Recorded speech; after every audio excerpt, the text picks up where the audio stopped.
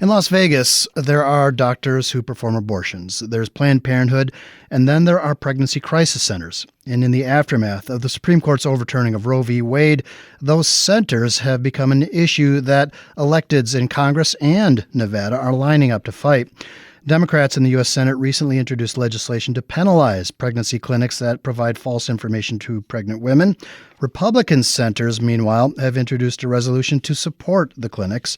Nevada Senator Catherine Cortez Masto supports the legislation to penalize the centers. Adam Laxalt, who is running against Masto, supports the clinics. And Joe Lombardo, who is running for governor against Steve Sisolak, paid $1,400 to a crisis pregnancy center in Las Vegas for an election event. Reporter Camalot Todd has reported on the clinics for the Nevada Current. Camalot, welcome back to State of Nevada. Thank you so much for having me back on. It's great to have you. First, your story.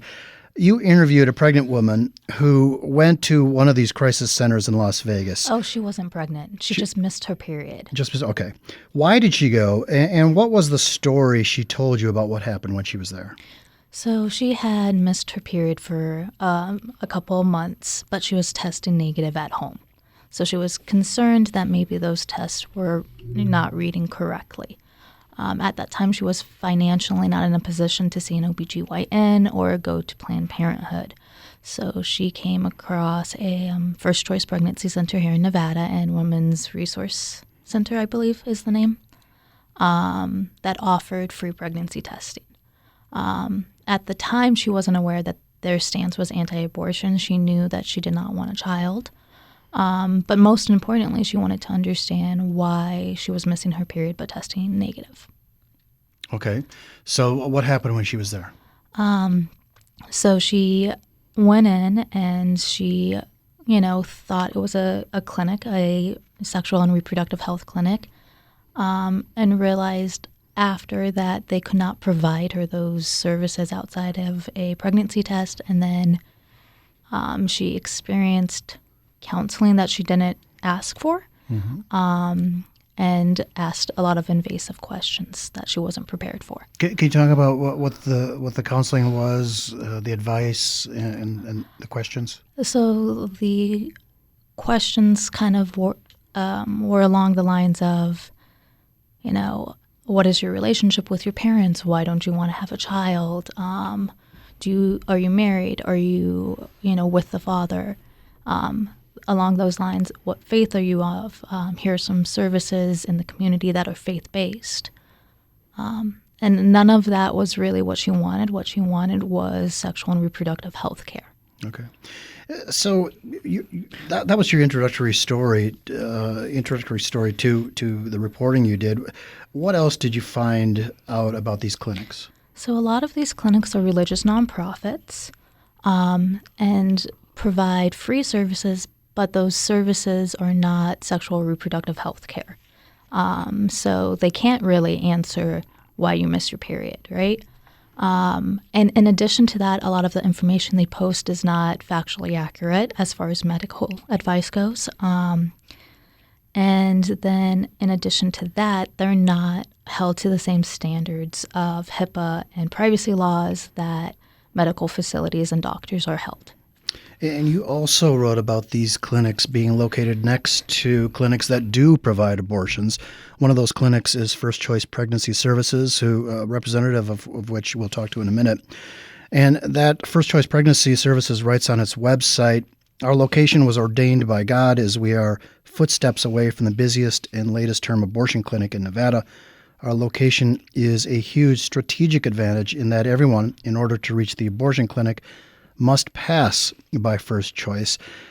And that's kind of interesting because when Roe v. Wade was overturned earlier this year, we talked to anti-abortionists who said religion had nothing to do with their motivation. Are all of these clinics religiously based? A good chunk of them are. There's roughly over 2,000 of these clinics. Some of them are local, like I believe First Choice is, and some of them are part of national and international religious nonprofits. So a good chunk of them are religious. Do you know what the national or international nonprofits are? Do you have names of those? Yeah, so some of them would be Heartbeat International. That's a larger organization. and then National Institute of Family and Life Advocates. So these facilities are considered religious nonprofits rather than health clinics. Is that how they're registered? Yes. So that when you donate to them, you do get tax write-offs. And does that provide the clinics with any special protected status? Yes, yes. So one of the main concerns and limitations when it came to regulating crisis pregnancy centers is because they are religious nonprofits, limiting and regulating what they can say on their website, how to, even get them. I think it was California failed to regulate them, and making sure that they had information on where you can seek abortion. Has been a challenge because of the First Amendment. Oh, I see. Again, let me reintroduce my guest. Camalot Todd is a reporter at the Nevada Current. She recently wrote about pregnancy crisis centers, or crisis pregnancy centers, which has become an issue in Congress and in different races in Nevada. These are really anti-abortion centers. There's about maybe 7 in Nevada. 7. 7 of them in Nevada. Thousands more throughout the country. And the controversy is the information that they provide to potentially pregnant women who come to these clinics, some of them seeking an abortion. And this is a rebroadcast from an earlier State of Nevada program, but you can still add to the conversation by emailing us at son@knpr.org. Does it matter to you if a candidate supports or does not support these clinics? Catherine Cortez Masto supports legislation to penalize clinics that provide false information. Adam Laxalt supports the clinics. Does that matter to you in the upcoming midterm elections? So Camalot Todd on the Nevada Current, you also noted significantly, prominently, that these clinics typically provide free services. Why is that important? I think that's important because if they provided services that required payment or insurance, then they would be considered medical facilities and would be held to different standards. So by providing free services as a nonprofit, they kind of skirt-tail some of the regulations that are required. Normally, regulations would require them to have medical personnel on staff? Medical personnel that is licensed in the services that they provide. And then also that would require them to apply to HIPAA laws, right? A piece that I did this morning was on why these centers do not have to protect the information you share with them. So some of them do have privacy clauses, but that doesn't mean that there are flaws within that, right? So if a pregnant woman comes to this clinic, or a woman who is contemplating seeking an abortion and she shares that information with a crisis pregnancy center, that information isn't protected the same way that it would be protected if she or that individual talked to their doctor, right? Okay. So they can use that information, sell it, give it to law enforcement if they have the proper channels. They can give that information to someone who, they might be fleeing violence from. Continue. Sorry. No. I was just wondering if there were, had you seen or reported or seen nationwide any instances of that happening? I believe ProPublica did a story on a woman in Arizona. Please don't quote me on the state. I think it was Arizona or Texas, where a woman was in the process of being separated from her husband, got an abortion, and then was charged by her husband with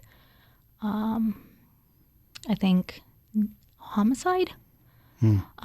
So right now, currently, depending on the state, it's usually the providers who are charged if they break the law. Okay. But there are some ways around it, right? So family court is a way you can get around charging a woman who seeks abortion services, murder charges as well. Okay. Again, I'm talking to Camalot Todd, reporter at the Nevada Current. For your story about crisis pregnancy centers, you interviewed Professor Amy Seed Sandoval at UNLV's Department of Philosophy. And she said that, quote, even before the demise of Roe v. Wade, pregnant people were dealing with terribly onerous obstacles to abortion care. When positioned so close to abortion clinics, these facilities give the false impression that they are abortion clinics and thus constitute yet another barrier to care.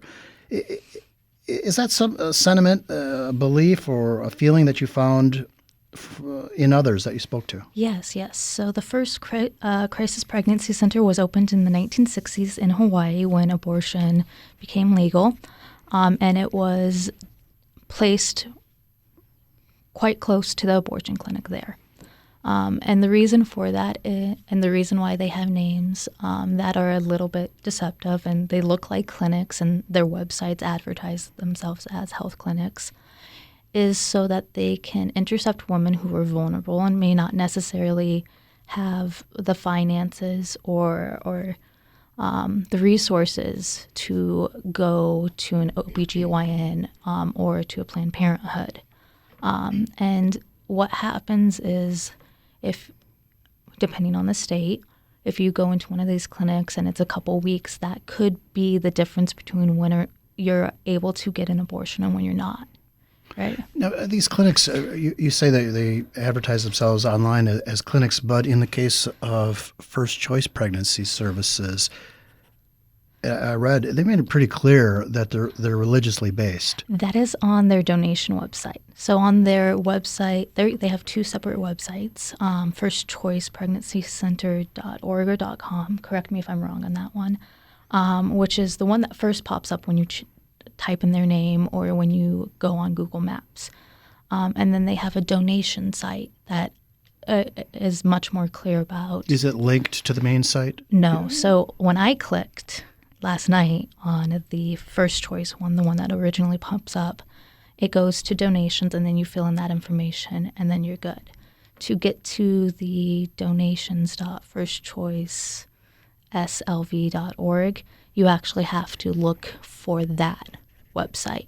Okay. Talking about crisis pregnancy centers, in Nevada and in Congress, they are becoming a point of contention for some people, lay people who are not politicians when they are thinking about who they want to vote for this fall. The centers have come under scrutiny by Congress, where legislation has been introduced to penalize those that provide false information to women seeking information about abortions or pregnancy itself. I've been talking with Camalot Todd, a reporter for the Nevada Current, who recently wrote about that. And now I want to introduce Deborah Costello, executive director of one of the centers. It's called First Choice Pregnancy Services. Deborah, welcome to the program. Thank you. Good to be here. It's great to have you here. So, Deborah, you've said First Choice Pregnancy Services on East Sahara provides a safe, loving Christian atmosphere for when Christian women make the choice about having an abortion from an educated perspective that allows them to understand the effects of their decision. What do you mean by educated perspective? Are you talking about religious-based education? What do you mean? No, we just are talking about an overall perspective and educating that woman on, first of all, if she has a viable pregnancy. 1 in 4 pregnancies end naturally. She may not need an abortion. She may not have a viable pregnancy that would even require her to consider that option. But if she is pregnant, we want her to do so knowing what she's doing, what the stage of her pregnancy is, that she knows the risks with abortion, that she has all the options made available to her when she makes a choice of that magnitude. When you make a choice like that, it's not something you can take back. It's final. And women going into decisions like this should be fully educated on health, mental health, the long-term effects spiritually, emotionally that they will face as a result of that decision. The Women's Resource Medical Center, which is not yours, provides pregnancy tests, ultrasounds, prenatal care, but does not perform abortions or make abortion referrals. Is that the general model of your service? Yes. We don't provide prenatal care like Women's Resource Center does, but we operate along the same lines. So a person comes to your clinic and is considering whether or not to have an abortion. Lay out what you say to them to persuade them not to have an abortion. Well, we provide them with a free pregnancy test. Then we have an intake sheet that we ask them some of the questions that Ms. Todd was referring to kind of get an idea of what the stresses in their life might be, ways they might be helped, what those triggers are that are causing them to consider what they're planning to do with their pregnancy. So, we do ask what religious background they have. Over 70% of the women we serve claim a religious affiliation. A lot of times those boyfriends or the father of the baby are triggers in their life as to what decision they are going to make with that pregnancy. Are the fathers usually saying, get an abortion? You have a lot of fathers who are pressuring them to do that. There are some that definitely don't want that and don't feel like they have a voice or say in it. But if a father steps up and takes responsibility for that child from the get-go, it's a lot less likely that that woman pursues abortion as an option. Oftentimes she pursues it because she feels she does not have the support of her partner. Okay, so I'm thinking about the story that Camalot Todd did. She interviewed a woman named, she called her Destiny, and she seemed, from the story, disturbed about the information that she had gotten when she'd gone to your clinic. So let's say I want an abortion. I walk into your clinic. Give me some examples of the phrases you'd use or the things you would say to persuade me not to have an abortion. Well, so First Choice is a nonprofit. We have about 30 volunteers, and many of our volunteers are post-abortive women. Many of our client advocates are. So it kind of varies on the situation that that gal in that counseling room finds herself in at that moment. But we educate them as to the baby's heartbeat beginning in the 3rd week of life. We show them, I know our radio listeners can't see, but we show them these touch-of-life babies. They are the actual life sizes and weight of 7, 8, 9, and 10-week-old babies. It shows them the development of their stage of pregnancy. This little 10-weeker here is 2.5 inches long. It's fully developed. It has everything it needs for life. It's just a matter of needing to grow. So we will provide them educational information on their baby. We have a lot of resources and information that we offer them. We have videos if they're interested in watching videos on different aspects of pregnancy or those choices that women have made. And then we provide them with a free ultrasound so that we're not profiting off of any decision they're making, and they're going into making a decision fully equipped with truth, seeing and knowing what is within their womb. And we hope that by empowering them with that information, they make an educated choice that they can be proud of and live with. Camalot Todd earlier pointed out that on your main website, the religious aspect, she said, is not mentioned or not prominently mentioned as on the fundraising website. And now you have people in Congress saying there might be deceptive advertising or false information, being provided by your clinic or clinics like yours. First of all, why not put the religious affiliation on your main website? We don't feel that that's a necessity to put on there. We are looking to serve women regardless of religious base, religious affiliation. We serve all women. We serve young girls. We serve women that are older. It doesn't matter what their religious background is. If they're Muslim, Mormon, we serve them all the same. So do you talk to women who are Muslims from the viewpoint of the Quran, or Christian women from the viewpoint of the Bible? How do you do that? We're Christian center, so we do it from a Christian biblical perspective. And as long as they are willing to have that conversation, we have it. If they say they don't wish to have any religious conversation, we respect that and we don't proceed with that. What would you say is the percent of women who come into your clinic, maybe not knowing exactly, or just any percentage, who leave saying, I'm not getting an abortion? It's about 81% of our ladies that have come in thinking that abortion is an option they'd like to pursue, end up choosing life for their baby after they visit our center. What do you think about the legislation in Congress? I say, why are people scared for women to see the truth and reality of the life within their womb? Why do people not want women to know that their baby's heart begins to beat in the 3rd week of life? Why do they not want them to know that it is not a clump of cells, it is an actual baby with brain waves, arms, legs, that when you have an abortion, it is taking the life of another human being. And for those that are listening that are post-abortive, I want you to know that there is no condemnation.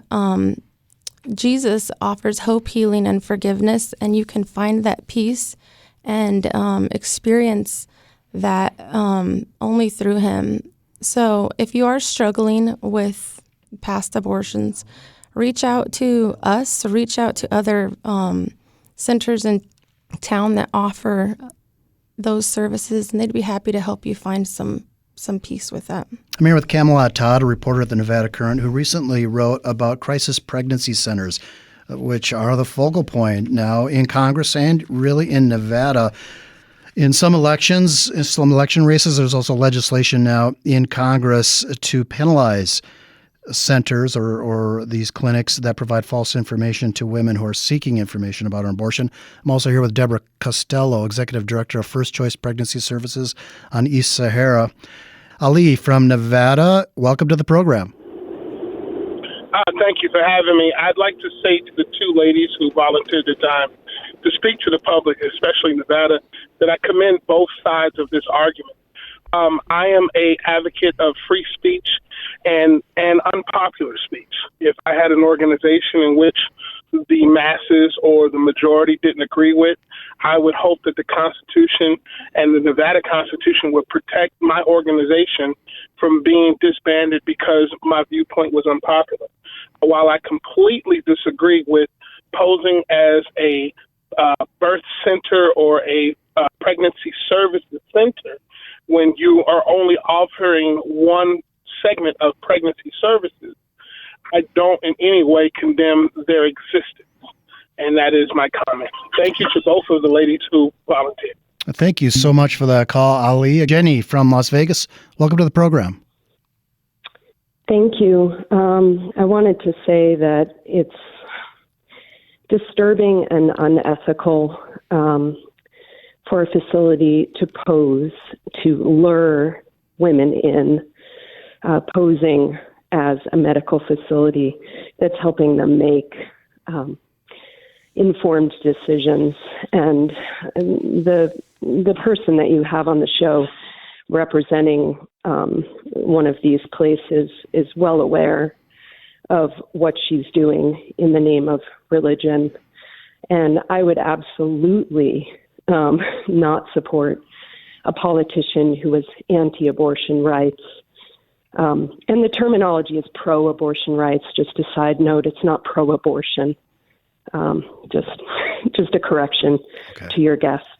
Thank you. Yeah, thank you so much for that call. Get to one more call before we go to our next guest.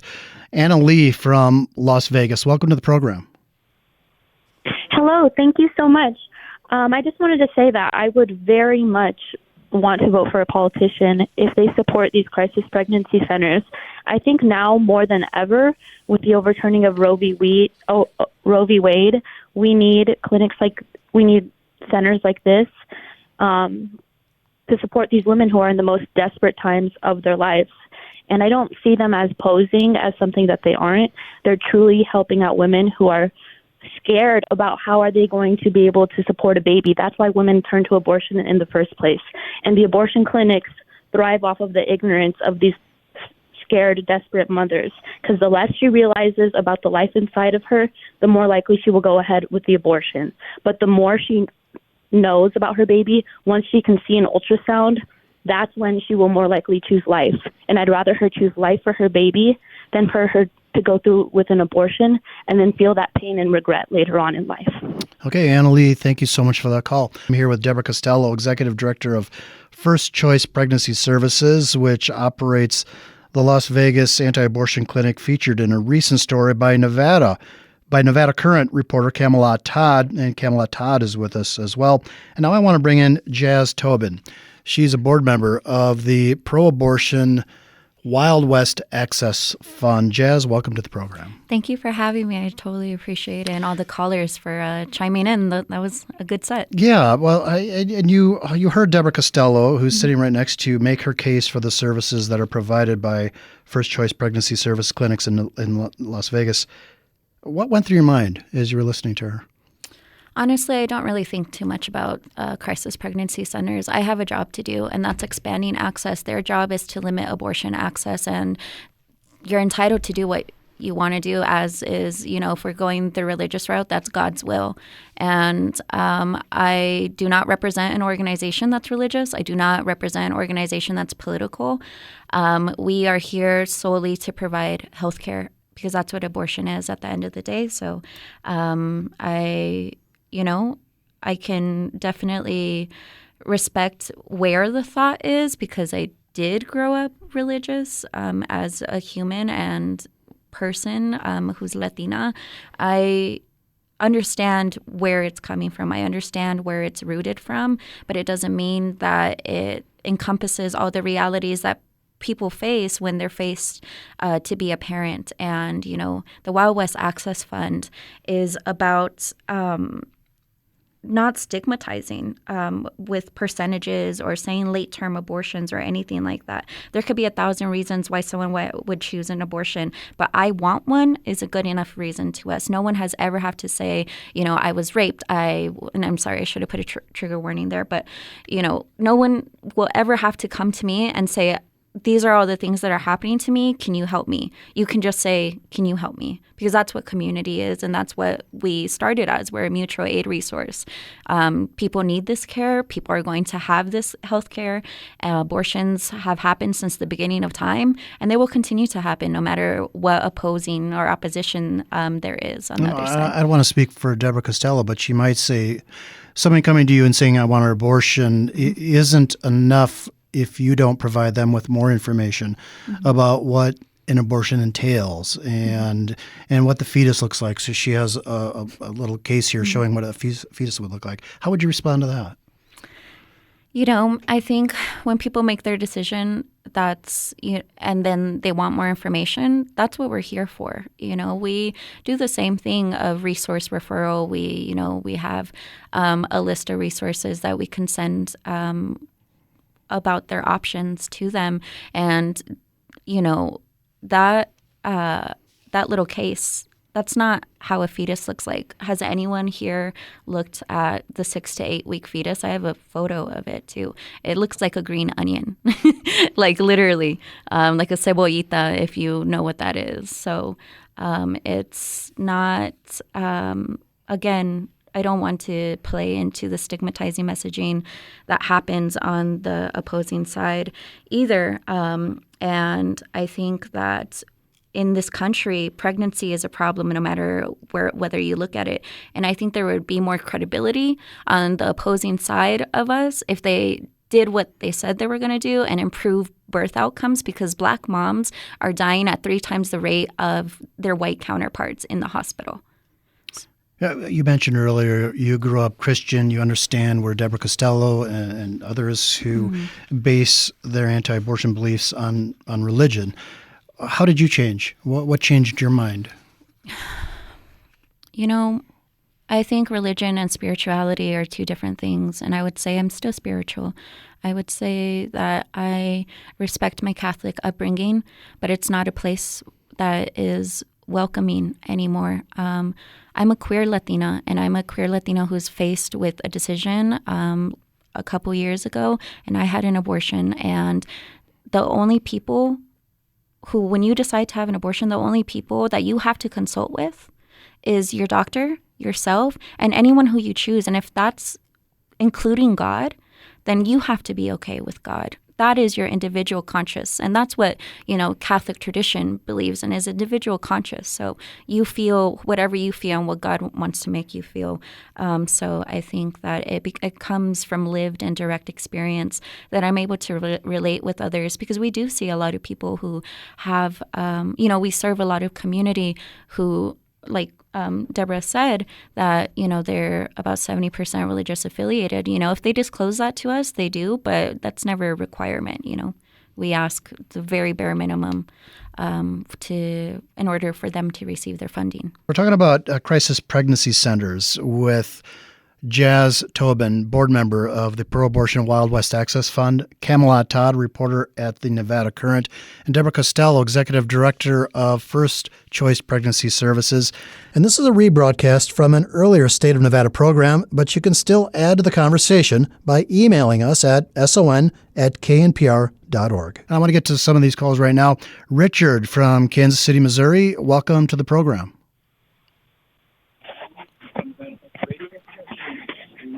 Richard, are you there? Yeah, yes, go. I am. Okay, go ahead. Yes, I wanted to ask Deborah, as they've talked about licensing and things like that for the centers, could she tell us what level of professional oversight there is at her facility with regards to the people that are doing the sonograms? Do they have any medical doctors that are overseeing their operation? And are they in any way licensed? And Okay. Deborah Costello, go ahead. Yeah, I was just actually talking to him about this in the break. We are under the licensed medical license of a physician. We have over 15 medical professionals that are either on staff or volunteers with us. That includes licensed sonographers, nurses, nurse practitioners. So yes, when people discredit us, like in this article that says, we have people wearing scrubs, we are fully compliant. And I'll be the first to tell you, ending up in the crosshairs of politicians here, if we weren't a licensed medical professional facility and we were providing the ultrasounds that we do, both transvag and abdominally, the state of Nevada would be in a heartbeat to shut us down. But what's the difference between what you do and what a medical clinic does? Because, we did speak during the break. You mentioned that you do not have to keep information private like HIPAA would require, but you do. But so what's the difference? Why wouldn't you have to do that? What don't you have that medical clinics have that require them to keep that information private? Let me be clear first. I'm not a doctor. I'm not a medical professional. So this is my understanding. We choose to be HIPAA compliant at our center just to be extra safe with the information of guarding our clients that we're serving. But our services at First Choice are very limited. We do free pregnancy testing, free ultrasounds, and we are the only center in the state that does abortion pill reversals. So being that we're limited, I guess with the guidelines, from my understanding, that are established, we aren't required to be HIPAA compliant, but we choose to be. Richard in Kansas City, thank you for that call. And I want to welcome Carolyn from Las Vegas. Welcome to the program. Thank you. Glad to be here. Yeah, go ahead, Carolyn. I've heard a lot of talk about abortion. And first of all, abortion is not health care because it terminates a human being's life and it kills the baby. But I haven't heard any discussion about what it does to the woman's body. What are the risks medically, health-wise, for that woman? And again, I want to say abortion is not health care. And one of the most interesting words from your last guest, the lady from Wild West, the last word that she said was funding. Let's all follow the money, folks, because abortion is a big money maker. Camalot Todd, you wanted to talk about this. Hi, so thank you so much for calling. I appreciate it. So abortion is healthcare. There's two kinds of abortions, right? Elective. So a woman goes in and says, I want an abortion. And then there is one where it will put the mother at risk, right? And she needs, or she did miscarry. A lot of people don't know when you miscarry, you do have to get an abortion to remove the remaining cells in the body. That is a medical abortion, and you do need it. The consequences of not getting that is hemorrhaging and could possibly lead to death. So it is a medical procedure that does need to be done sometimes to save the mother's life. So it is a healthcare thing. And then what is really interesting is the Ternary Study, which was done by the University of San Francisco in California for 2 years, studied over 1,000 women who went to abortion clinics. Some of them were turned away because they were past the period of time when they could get an abortion. And it did follow their physical health, their mental health, their financial health as well. And it was probably the first time it was such a controlled study of what not getting an abortion when you wanted one would do to a woman. And what did they find? They found, and I'll pull it up. Well, if you don't know generally, yes. I'm not gonna... So they were less likely to leave abusive partners. They were less likely to bond with their child, right? They were more likely to have residential medical issues. They were also more likely to be depressed and anxious and live in poverty, right? So they had negative consequences by not getting the abortion they needed. Deborah Costello, Executive Director of First Choice. I guess it's really sort of a general. I'm not going to ask the general question. What do you think about that? But that can be the things Camalot just talked about, a consequence for women who choose to have a child. I'm not even sure what the latest figures are on what it costs to care for a child for somebody with little means, and that is a consideration in people's lives who aren't thinking about it from a religious point of view. What does your clinic talk to or say to women who have that in mind, who are wondering about the future of not just of themselves, but of that child growing up perhaps in a poverty-stricken household? Adoption, it's a beautiful gift. There are over 1 million couples on adoption waiting lists every year seeking to adopt a child and have a family that they couldn't otherwise have. And you have over 1 million abortions a year. That those babies could be going to loving families and providing couples the opportunity to have that. Also, when she talks about those statistics, nobody talks about the statistics on the other side of this increasing depression amongst women, suicide, increasing their risks of breast cancer. There are a whole lot of things on the other side of having that choice, making that choice that have long-term ramifications connected to them that nobody's talking about. It is not, I'm a mother of 4 children. It is not built into women by nature to not protect their children. And so to sit here and repeatedly, we had a couple in our center a couple months ago that had decided they weren't going to use any birth control for any pregnancies. They would just have an abortion every time they got pregnant. And that resulted in 2020 in her leaving the state to go have an abortion at 32 weeks, which is a completely viable baby. 32 weeks it could leave as easily. I had a child at 34 weeks myself. Last year, she had another abortion at 18 weeks. And then this year, she was pregnant again, 8 weeks, back for looking for another abortion. So why was she going to your clinic? I think she was new here to town or didn't know about us before, so she came to us to confirm her pregnancy. And we gave her the ultrasound, and we showed them one of these little babies. And when they heard the heartbeat of their baby, the lady just kind of like, her eyes fluttered and she kind of gulped hard. And I said to them, "Do you have any children?" Because I just happened to be back there for that ultrasound that day. And the guy said, "Not yet."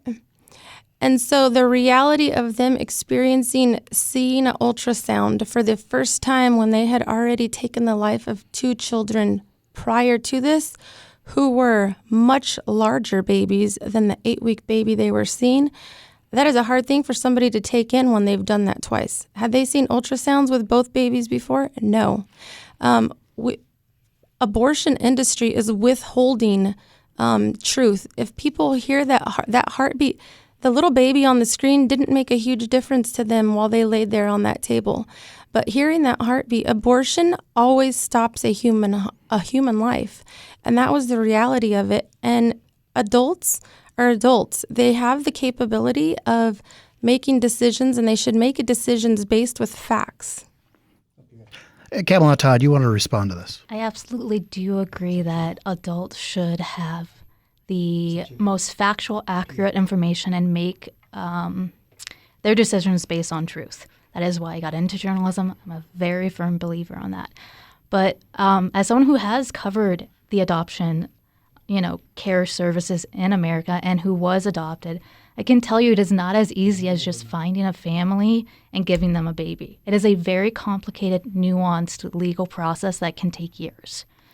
And that isn't to say that everyone who has a child when they don't want it or aren't prepared gives that child up for adoption immediately. There's a lot to that is separate from this issue, right? And then the other thing is the breast cancer, the depression, all of those things were factually debunked, right? Those are not actual, those studies were not controlled for the sample size, for accurate information. And that is one of the reasons why there's legislation saying as if they're going to put out healthcare information, it needs to be accurate. It needs to be, fully supported by data, by research, by science. It isn't to say, I think there's this notion that we're penalizing these clinics, like first choice, right? Mm-hmm. The legislation that's being out here isn't penalizing them. It is just saying, be open about what you are. Let people know that you're a religious nonprofit. Let people have access to this information, right? It's about 10 to 15% of births that end, or of people who miss their period who end up miscarrying. Not 1 in 4, 10 and 15%. It's a much smaller number. So I think having accurate information makes people aware of the decisions. Joining us now is Stephen Peterson. Welcome to the program. Good morning. It's Stephanie. Okay, thanks. Go ahead.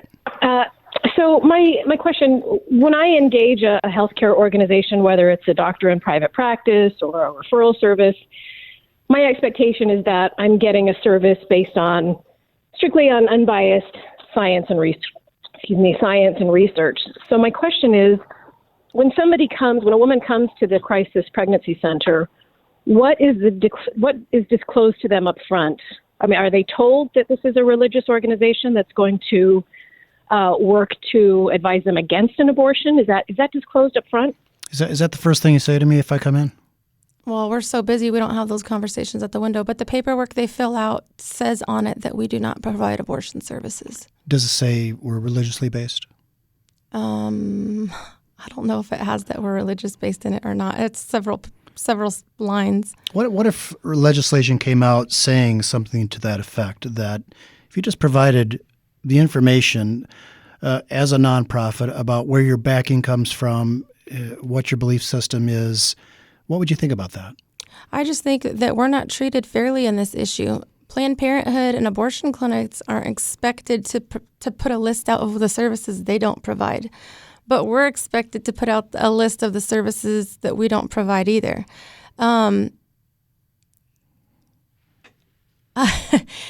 We shouldn't have to. We've put out the services that we provide. We're standing by those services. We're actually the most pro-choice group in this whole thing because we are giving you all of your choices available to you instead of just one choice. I went to an abortion clinic here in town years ago when I moved here, and the lady at the front desk tells my sister that it's just like going to the dentist. We weren't given any other options. We weren't given any resources. It was very deceptive.